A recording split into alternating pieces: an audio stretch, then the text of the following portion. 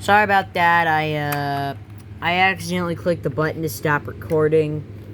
So, yeah, that was an accident. Alright, anyways.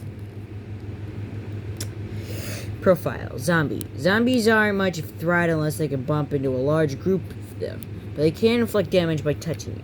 They spawn on solid blocks in areas with usually a light level of 7 or less. You can usually hear them coming towards you as they make groaning noises when wandering, and snarling noises when attacked or injured.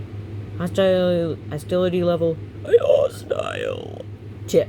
Zombies will try to break down the door to your shelter. If it's a wooden door, they'll only succeed if your difficulty level is set to hard. But with an iron door, their clumsy green fist will never manage to break through. Take that, zombies! Did you know some zombies can pick items up from the ground, like give a zombie items like swords, bones, and bows. Be warned, this will make the zombie highly dangerous. All the how to kill stuff. Not gonna read all that because it's pretty much the same as the skeleton, because it's exactly the same as the skeleton. Everything, exactly the same. Some zombies spawn wearing armor and may drop some or all of it if you kill them. Rotten flesh, you can eat it, but there's a good chance you'll get food poisoning as a result. 5 experience orbs, iron ingots very rarely, shovels very rarely, swords very rarely, carrots or potatoes very rarely. An early encounter with a zombie by this guy. While recording a video tutorial about exploring underground, I had a near-death experience in a pool of lava. Quick thinking, fast reactions, and a bucket of water saved my life. So I was feeling good about having escaped death so expertly. Later, when I spied a patch of redstone ore on a narrow ledge above the lava, I was confident that I could collect it, despite the danger. Sure enough, I mined the redstone and I was happily making my way back along the ledge when a zombie fell from above, landed at my side, and punched me. This blow knocked me off the ledge and into the lava pool. But this time my luck ran out and I was burned to a crisp. The moral of the story, don't get too confident. The Spooder. Alright, spider time.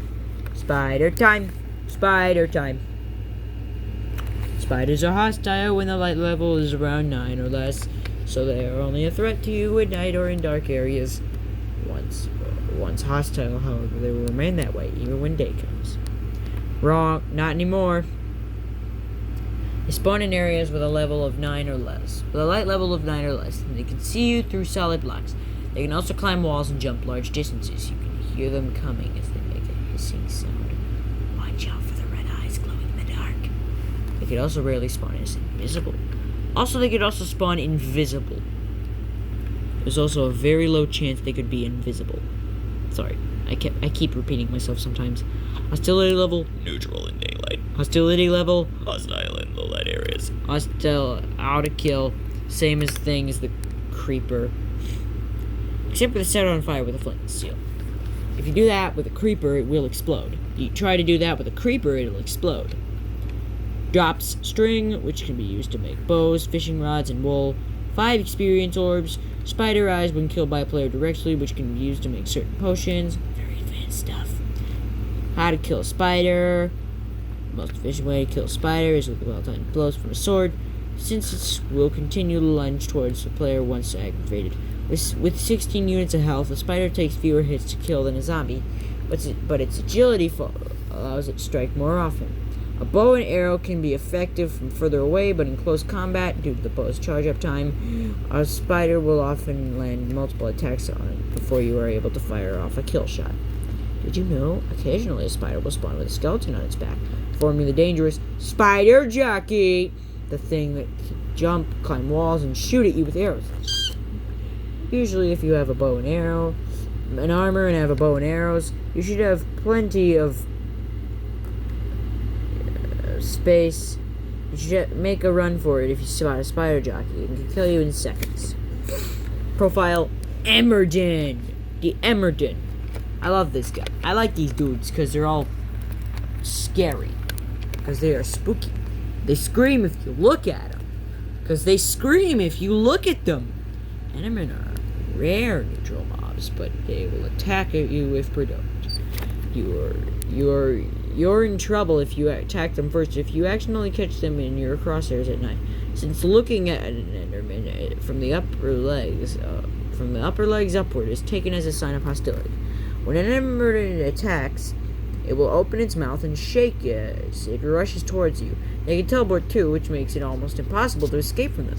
They can also pick up blocks and move around. They spawn in pairs, unlike other mobs. They can often be spotted at night in groups of up to 5. They retreat underground during the day.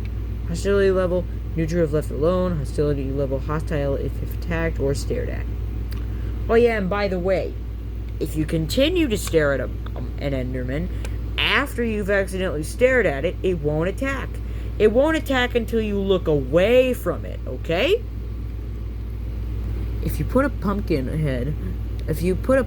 your head, an Enderman won't become hostile if you look at it. Weird but true. Tip: an Enderman's secret weapon is its ability to teleport around and take you by surprise. If you find yourself the object of an Enderman's aggressive advances, it's best to get your back up against a solid surface like a wall or a rock faces it, as quickly as possible. This will make it impossible for the Enderman to teleport directly behind you and catch you off guard with an attack. How to kill. You know what? Dabba-dabba-dabba. This stuff is just dumb. All this stuff is pretty much the same. Drops. Ender pearls. Ender pearls. You can use an ender pearl to craft an item ender. 5 experience orbs. Because of their ability to pick up blocks, Endermen could create item golems, or snow golems if they pick up a pumpkin and place it on top of 2 stacked blocks of iron or snow, respectively. Give me a minute. Alright. Okay. I'm just kind of bent over. That's why I keep, pausing and stuff. The Enderman. A perfect gentleman. Until you look him in the eye. I remember when Enderman didn't exist.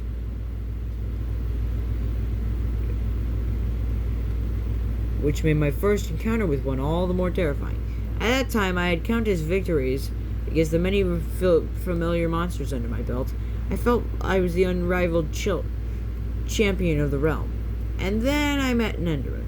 It was dusk, and I was strolling through a field with no small swagger when I suddenly spotted a strange figure in the distance. It was tall and thin and black as night, with unnaturally long limbs. I was creeped out for sure, but it paid me no heed, so I crept closer to get a better look. The creature wandered about aimlessly, carrying a block of dirt in its long arms. It did not appear to be hostile. I continued to observe the creature, and that for another few moments, and that's when it happened. It got turned to face me, and I looked right into its eyes. That a terrible screech and began to tremble, but remained fixed where it stood, gazing at me. I freaked out and ran away from it. Then I heard a zip sound, and suddenly the thing was on me, attacking hard again and again. It was too fast, and I had no time to react. Then the world around me faded out. I was dead. The moral of the story? Looks can be deceiving and deadly. Profile: slime. Slimes can be large, medium, or small, or tiny in size, and their health points decrease as they get smaller. They will see you through solid blocks, and will hop toward you and bump into you repeatedly until you die. Look at the little goobers, though. Look at them. They look like little goobers. Look at the little goober, though. Large and medium slimes can deal a fair amount of damage. Tiny slimes can only damage you by pushing you off a cliff or into lava. You can hear them coming by the slapping sound they make. When killed, they will separate into smaller slimes, except for the tiny slimes, which drop slime balls instead. Slimes spawn deep underground below 40 any light level.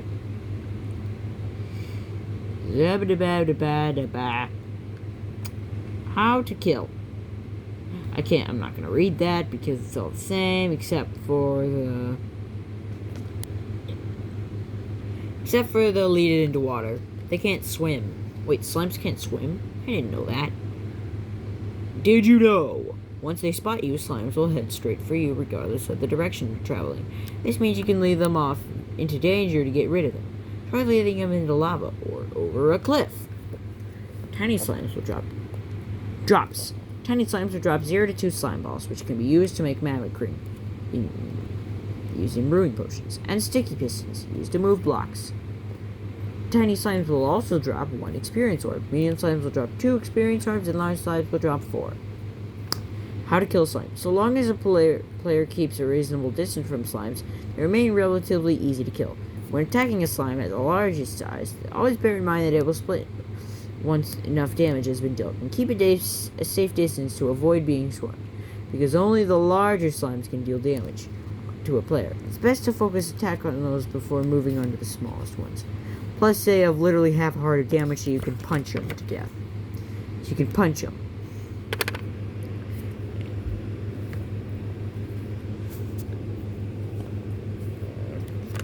My first experience with Minecraft came in the summer of 2010, when the game was still in its alpha phase. I had been encouraged by a friend to try it, and began my experience with the browser-based multiplayer creative mode. With a few days, I experimented with the browser-based version before realizing there was a downloadable client for single-player survival mode.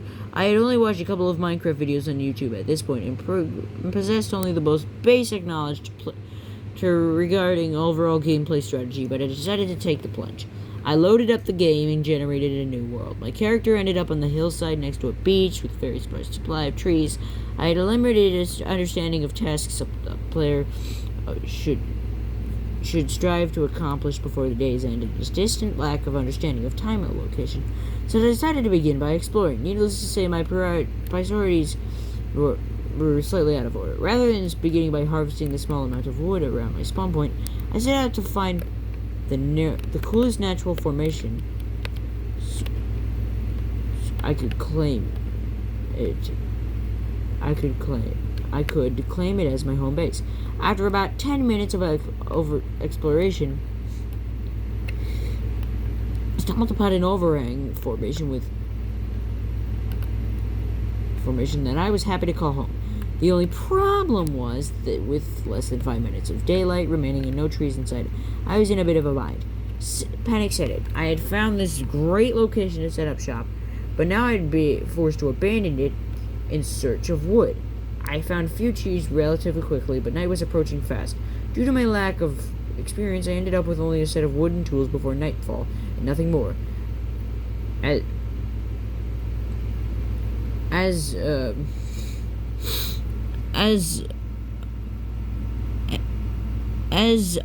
soon as night hit, I realized my biggest mistake. I had forgotten to collect coal. No coal made no torches, which meant I was completely blind in the dark.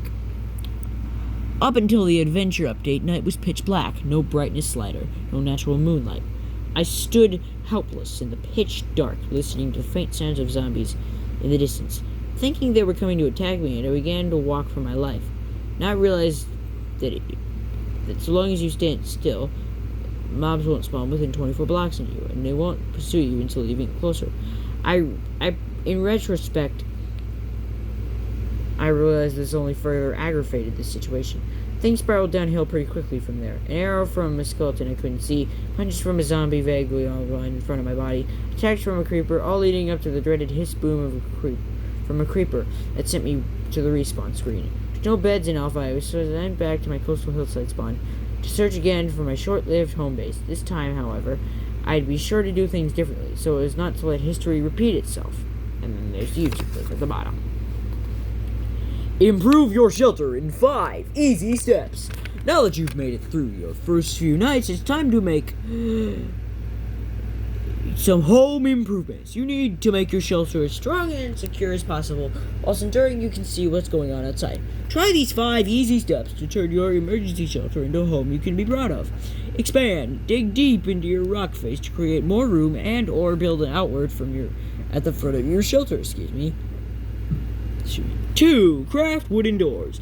These will keep you safe from hostile mobs, except for zombies if your difficulty is set too hard. 3. Craft windows. Melt sand in your furnace to make glass. Then replace parts of your walls with glass blocks to create basic windows. Ladder recipe. 3 ladders can be crafted from 7 sticks. Ladders can be placed on the side of blocks. 5. Start a mine. Create the entrance to your mine inside your shelter so you will always be able to exit into your own home. Just remember to light it up or hostile mobs will join you as you hunt for valuable ores. Oh boy. 4. Add more torches. This will prevent hostile mobs from spawning and will make your home easier to find at night. Placing torches outside your home means you can see hostiles coming too. Hang on a minute. Okay. Gardening! Gardening. Such a relaxing and enjoyable pastime. Now that you've made yourself a real home, why not create a little garden to enjoy on sunny days?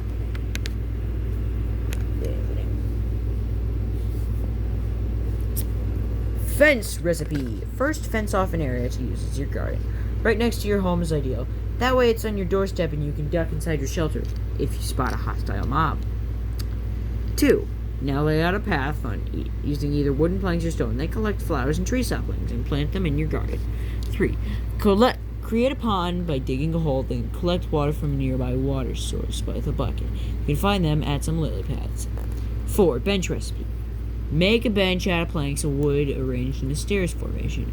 Place your bench in a quiet spot in your garden. Although you can't technically sit on the bench, it's still a nice item to add. With a little bit of time and practice, you could have a garden like this. My first garden, like this guy. Back in the old days of Minecraft Alpha, we didn't have all the fancy landscaping options that you have now. Gardens today have access to flower pots, hedges, colorful slabs, stone walls, mossy steps, lily pads, ferns, vines, tall grass, and more.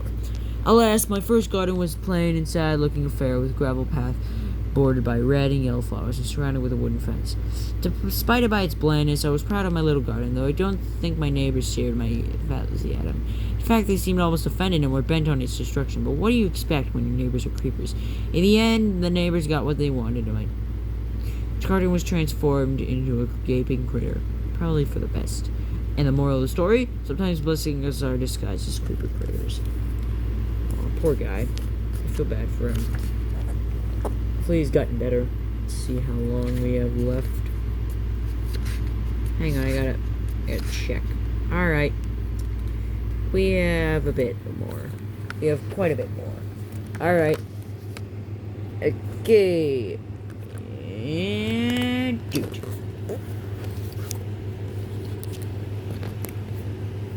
Farming crops. Having your own farm ensures you always have a reliable food source near your shelter. Make a farm as soon as possible. It will make your life much easier. You can grow crops like wheat, melons, pumpkins, carrots, and potatoes by turning dark into farmland. Wheat farm tutorial. First collect wheat seeds. Find some tall grass and destroy it. It will drop anywhere between 0 to 3 wheat seeds. Fun fact. Did you know you can also collect 0 to 3 wheat seeds by destroying full-grown wheat, which can often be found living in NPC village farms. Hoe recipe. Next, you'll need to till some dirt blocks to make to farmland. To till dirt, you need a wooden hoe. Like that. That's how you make a wooden hoe. Step 3. Use your pickaxe to hack out several strips of blocks, each separated by one row of dirt blocks. Fill the strips with water using a bucket. Then use your hoe to till the rows of dirt blocks. 4. Plant wheat seeds in the tilled earth. Fence off your farm to protect it. Wheat grows through 8 stages of growth. You can harvest wheat at any time by using any tool on it.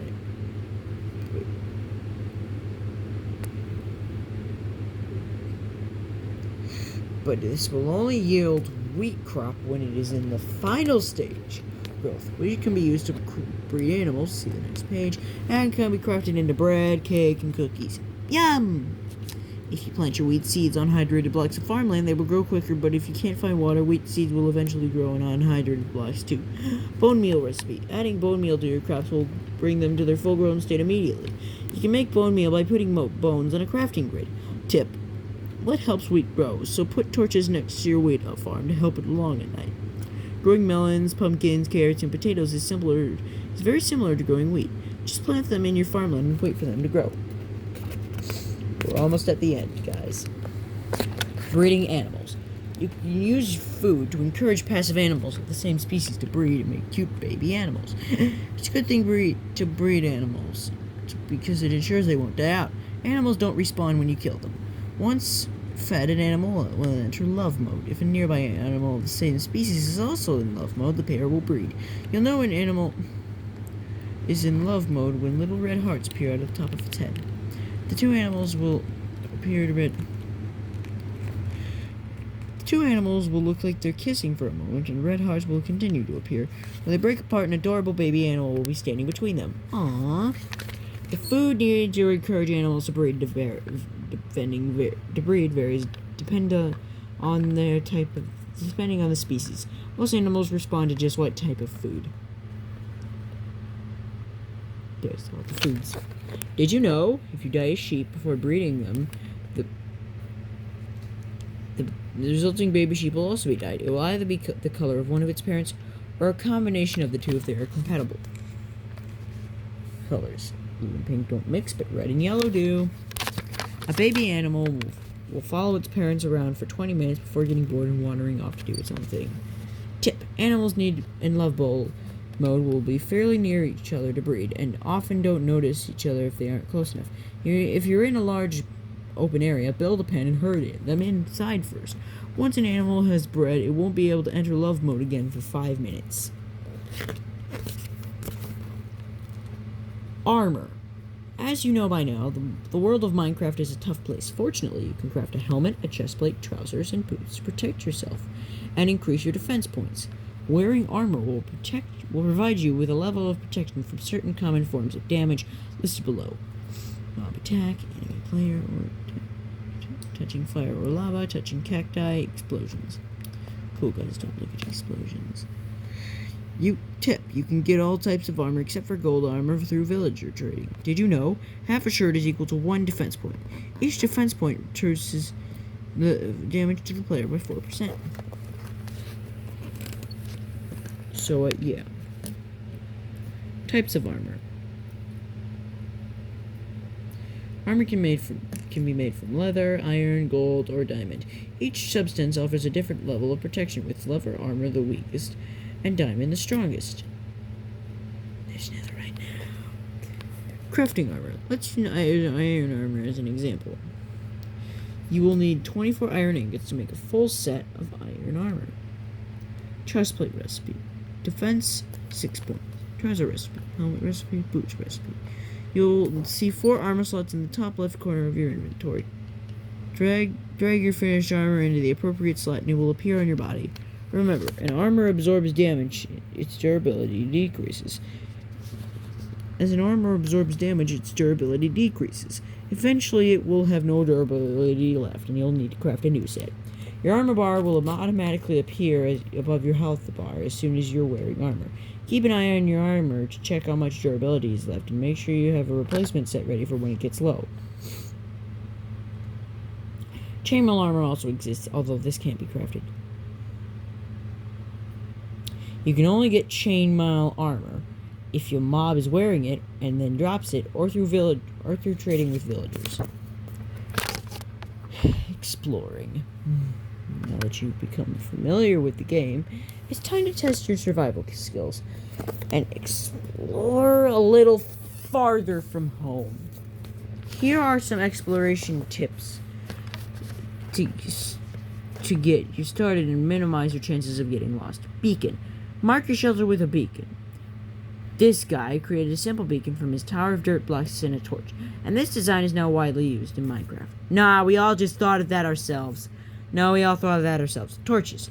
Leave a trail of torches to light your path back home. This will be particularly useful for finding your way at night. 1. To build your beacon, create a tower of blocks by pillar jumping technique. Dirt block, then quickly place the dirt block below your feet. Then do the same in the block next to you, and repeat until you are standing on top of a tall pillar 2 dirt blocks wide. Place the torch at the top of one tower, then dig down to the other tower to get back to the ground level safety. A beacon can be particularly handy at night to guide you home. Or you could just place ladders. Road building. Tip. Before you explore, place any valuable items you don't need in your chest so that you won't lose them if you die. I learned that the hard way. Road building. Make a road out of cobblestone so you can follow it home. This is a fun option if you like constructing and building. Sign recipe. Place signs on the ground. A screen will pop up asking you to enter some text.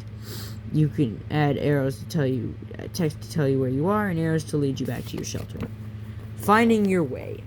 There are several handheld pieces of equipment which will help you keep you on track. A compass, a map, and a clock will come in handy if you find yourself in unfamiliar territory. The sun and the moon rise in the east and set in the west. You can always use them to work out which direction you are traveling in. Compass. Compass recipe. Compasses point you to your spawn point. You can craft a compass from iron ingots and redstone dust. Clock recipe. Craft a clock from gold ingots and redstone dust to tell you whether it's day or night when you're underground. What to take with you? Lots of food items, lots of weapons, as many torches as possible. Seriously. A bed! If you can manage to hop in and fall asleep before being attacked, you'll skip the night and wake up at the beginning of the next day. Tip. Use the sneak function when exploring along the top of the cliffs. Ensure you don't fall off the edge. See page 1213 to know how to figure out how to do this. Map recipe. Make a map from a paper and a compass so you can get a sense of direction and see where you are in retaliation to the shelter. Minecart system. The world of Minecraft seems to be never ending. Create a basic Minecraft system will make it easier to travel long distance, transport goods, and help you to explore your surroundings. Rail recipe. Rails are crafted using sticks and iron ingots. Once you have enough rails, place them on the ground to create a track. If you change direction when laying track, the previous piece of rail will automatically form a corner. If you place track over a step in the landscape, then the track will automatically connect. Minecraft recipe. Smelt 5 blocks of iron ore in a furnace to give you 5 iron ingots, which will make a minecart. Place a basic minecart on a track and push it to get going. Then jump on board when it reaches a decent speed. When using a basic minecart, it's a good idea to start your truck on a hill. The momentum of traveling down the hill will give your car extra power. Did you know rails can often be found in abandoned mine shafts underground? Hit them to collect them and bring them back above ground to make your own rail system. Storage minecart recipe. You can make a storage minecart from a minecart and a chest. Powered minecart recipe. You can make a powered minecart from a minecart and a furnace. Once you have a powered minecart, craft either another basic minecart to sit in, or a storage minecart to place goods in. Place this on the track in front of the powered minecart, and it will be pushed along. You can make a fun roller coaster from minecart and rails. Explosive engine for these guys. I'm gonna skip this because I don't want to get in trouble. This stuff I don't want to get in trouble. And this is the next book in the series. See this book? This is the next book I'm gonna read. But that's for next time. Sorry, I decided to make this a series, okay? So, bye!